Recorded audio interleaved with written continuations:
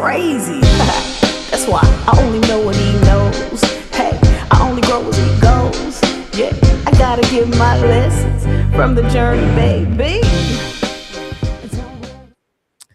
What up, y'all? It's Saturday, my favorite day of the week, and this is Shawnell Brown, and you're watching Lessons from the Journey Live.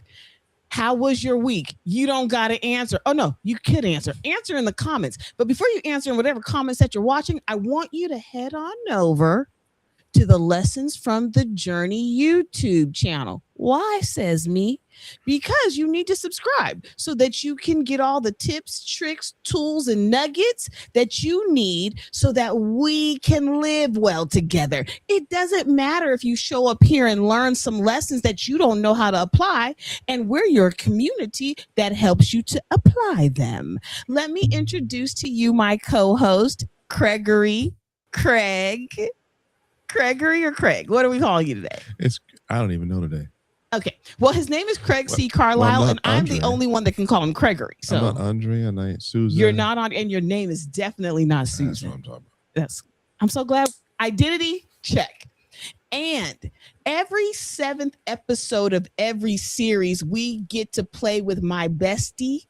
I love her. She's brilliant. She's smart. She's dope. She can rap. She can write. She can coach. She can do everything. Ms. Wanda Smith. But to y'all, she is known as the voice of the movement. Welcome, Ms. Wanda. Good morning. What's good? What's good, family? I'm excited for today's conversation. I'm excited for today's conversation. Ms. Wanda, have you been watching our little series? I have been watching the series, and I've got pages of notes. Okay, pages of notes. Yeah. I know you. I know you. You did not come in this room to play. So y'all, by the time you get done watching this, you're gonna be so filled up with wisdom. You're not gonna be able to go out there and make dumb choices anymore. I'm gonna have some chicken though. I'm full. I'm starving. You're starving? Yes, ma'am. Well, you know what's so good about after this show today? Yeah. We get to go eat waffles. Good, because I was hungry. I'm gonna be full of the word, but I need to fill in my stomach. 7th episode rap party right after this. So, Miss Wanda, you're gonna have to make your way down here so we can do this live. And I know. we can I know. Right? I know. I'm thinking you I'm just gonna have to move. do that. What the fuck? What the fuck? Music. Fuck. Okay. You guys have too much fun. Yes, I have to come down. I have to come down.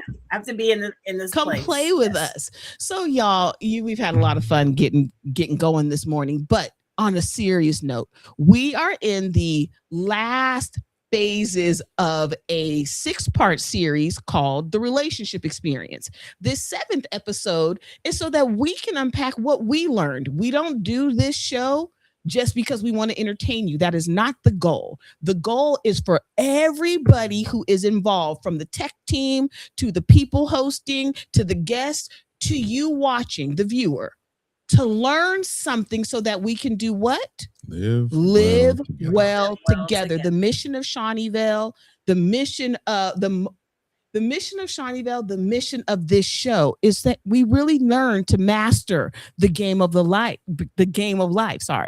Master the game of life, and relationships are vital. This whole thing started because Craig and I do music too. Shameless plug, Rescue Mission Music Project, the Shawnee Project. Craig, what's yours called? Lost and Found. We're creating, did you hear that? Lost and Found. We are creating a music project to go right alongside these shows because you need a soundtrack for growth, development, and change. I'm so excited to be able to deliver these products to you to help you to support the change that we all need everybody to have so we can live well together. So anyway, let me tell you about the show. Reason that we started this whole concept was because of a song called Tell Me. It is an old song by a group called the SOS Band. Okay. That song in face value sounds like a love song. A couple finding their way back to each other. That's how I, in my little immature mind, interpreted it. But in my grown self mind, I really heard what was happening. And what I heard was a lot of gaslighting and thirst. That's what I heard. Gaslighting on the male's perspective and thirst, not only from the female, but from my perspective. Because when I heard it, my thirst trap engaged. And I said, "Oh my gosh, am I still dumb? Am I still can I still be gaslit relationally?" It was so scary.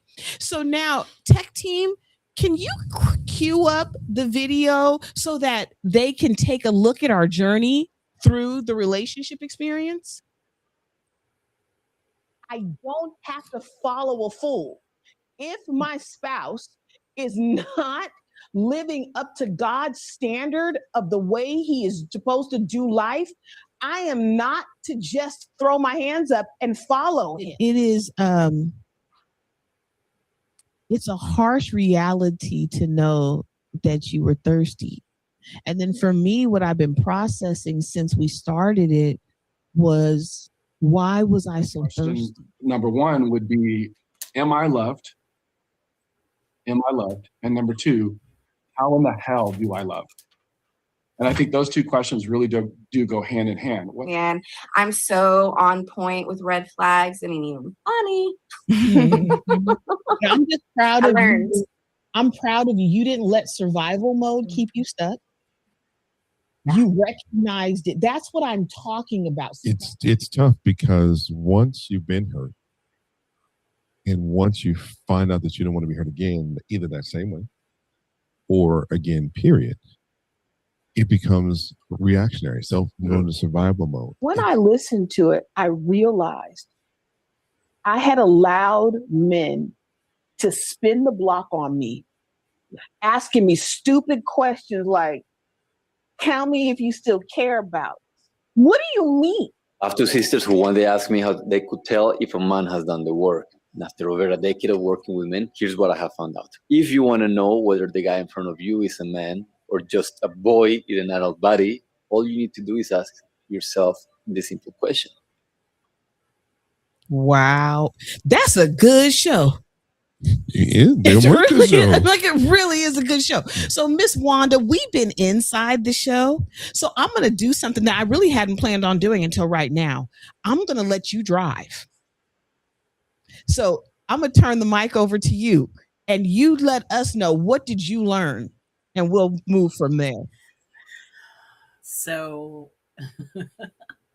I remember when I heard the first episode, you guys did it live. I remember the day I was walking on the beach. I was in Long Beach preparing for one of my 5Ks.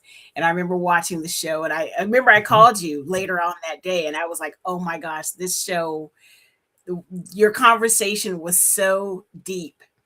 And kind of let that marinate, and I kind of walked away from it. And as I started preparing again the other day, I just said, okay, I'm just going to listen to this song. Like, I was running errands that day, so I'm just going to listen to this song all day. Just on repeat in my car. So I listened to the song, and what came up for me was so different than what you and Craig discussed, especially in the first episode.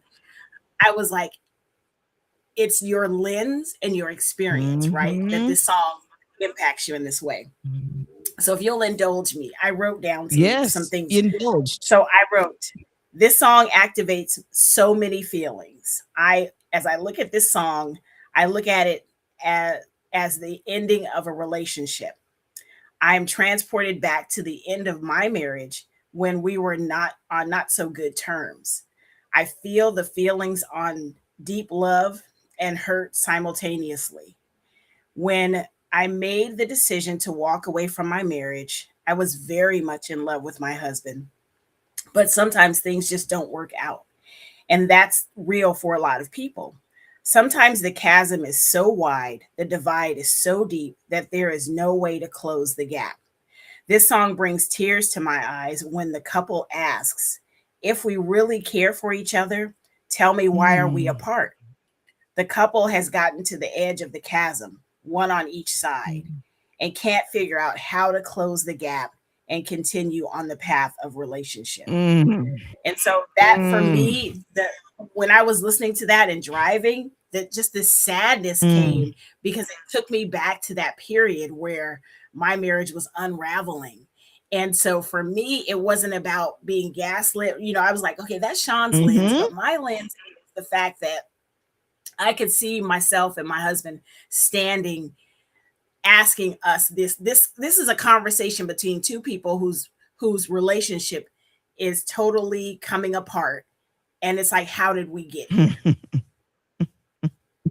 That was my interpretation of this song. Like, that's, to me, that's what it was. It was, we've gotten to this place where things are just not working. We're not communicating. We're not intimate. We're not, you know, getting along. We, you know, sleeping in separate rooms, like the whole thing. But how did we get here? And how did we get here knowing that we still have deep love for each other? Because I was ripped to shreds when I had to walk away from my marriage. But I knew that was what I had to do. And so even in the aftermath of that, after getting my own place and moving and all the things, I was still so deeply in love with this person. But the chasm just kept getting farther and farther. And so that song, that's what it was like.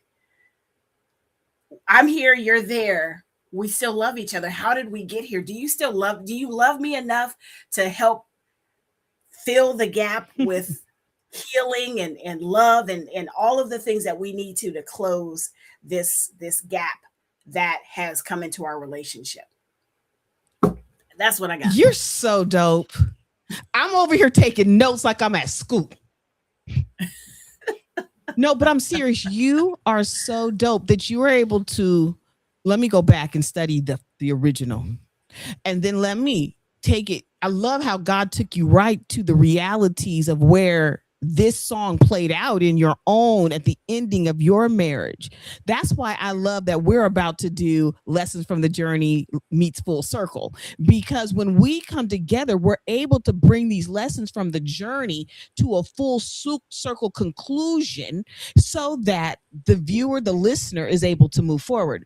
Craig, let me ask you, what did you learn?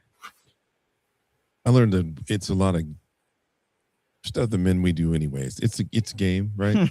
You know, and we don't really think about the long-term repercussions of it. We think about getting our way, so to speak, right? Because it's what men are taught. It's hunter gatherer. We're supposed to be big game hunter. We're trying to tackle that big fish. We're trying to capture the flag, so to speak, right? Yeah. And we don't ever think about the long-term gain. And either be gain or game, right? We think about just right now. And so at this point in my life, I'm a lot more cognizant of what I'm doing, but it's still the same game because we have to pursue. We have to do something that gets a woman's attention that we're interested in. Yeah. And sometimes we'll have a conversation with somebody and there's a door of easy layup come and go, ooh, do we respond or do we not respond? And because we're not the only ones that's gaming.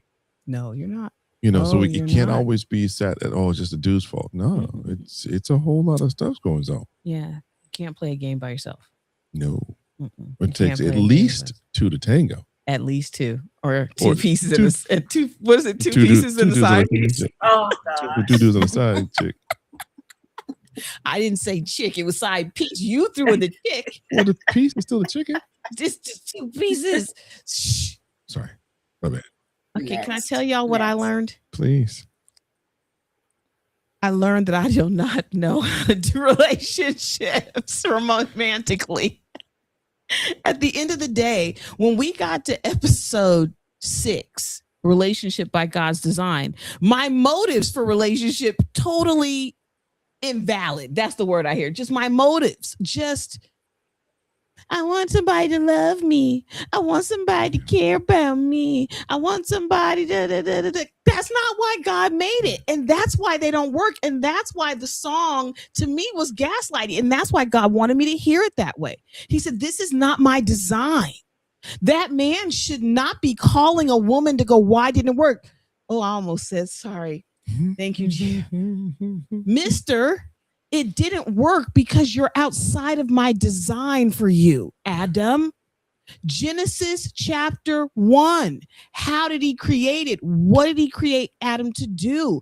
And when we don't do life God's way, I don't care how minor or minimal or how little bit. Tech team? Just kidding. See, this is a live show. It's a live. Someone's calling in. Somebody's calling in. We don't take callers. Not Just yet. kidding. Not yet. It's coming. Come man. on, Gregory. It's coming, You better man. call that thing as though it be not as if it was, because That's it what I'm is. saying. But no, seriously, when we don't do life by God's design, we end up in all of these situationships and hurt feelings, tortured. Then we bring in the next level of relationship, which is children and family. Mhm. Because, when you're having sex,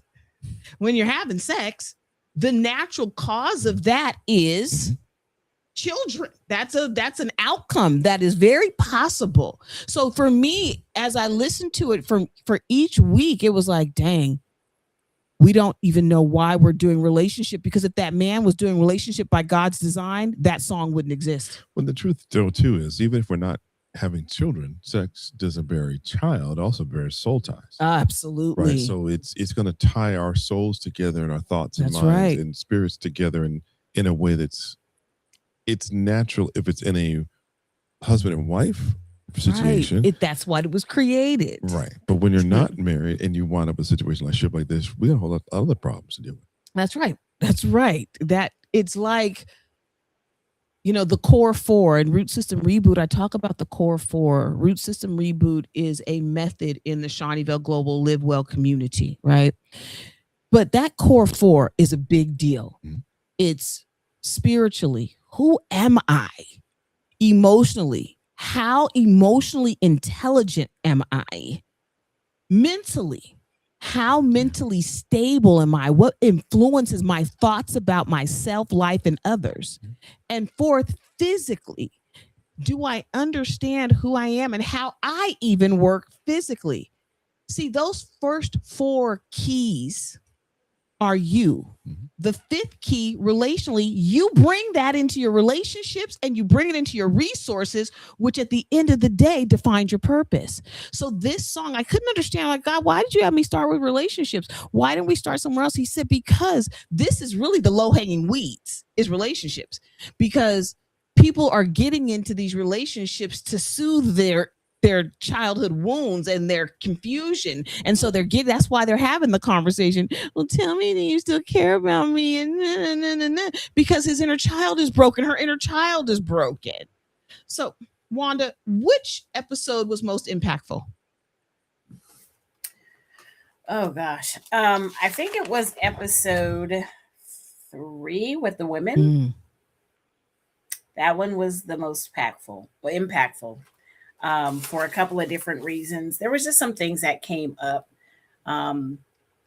that I resonated with. We talked about this yesterday in pre-production, things like red flags. But I want to go back for a minute, because I still feel like I'm listening to your conversation about this song, and I'm like, okay, am I living in this naive reality of, you guys are still talking about this song like it's a gaslighting, it's gaming and all that, and I'm like, okay, is it me? Like, am I the one that like has a skewed lens? I'm like, I don't know. I'm sitting over here questioning myself right now, and I have to sit with this. Like, I'm like, why don't I see it like they see it? And I know everyone's situation is different, but it just gives me a whole nother perspective on myself and all of those things. So anyway, Wanda, I love you. Don't leave that, because that's too much meat to just walk. Are you crazy right now? Like, that's Emmy winning conversation that's about to take place. Can I just say what I hear? And this is what I had to wrestle with as we walk through the series. God created it to be designed one way. and one way only. That's the only way it works. When I listened to Dre's episode, when I listened to the women's episode, when I listened to it and I looked at all the ways in which I tried to do relationship, but when I looked at relationship through the lens of Genesis 2 and I see the model of it, and then I look at Genesis 3 where the serpent comes in and then the consequences are taken. I said that conversation is a result of the curse. Because we're not doing it like Genesis 2, that conversation occurs because of Genesis 3. Craig, can you touch on this for me, please? Well, the trick though is we're using a spiritual lens to really filter out Yes. something that the world is doing. That's right. So if you're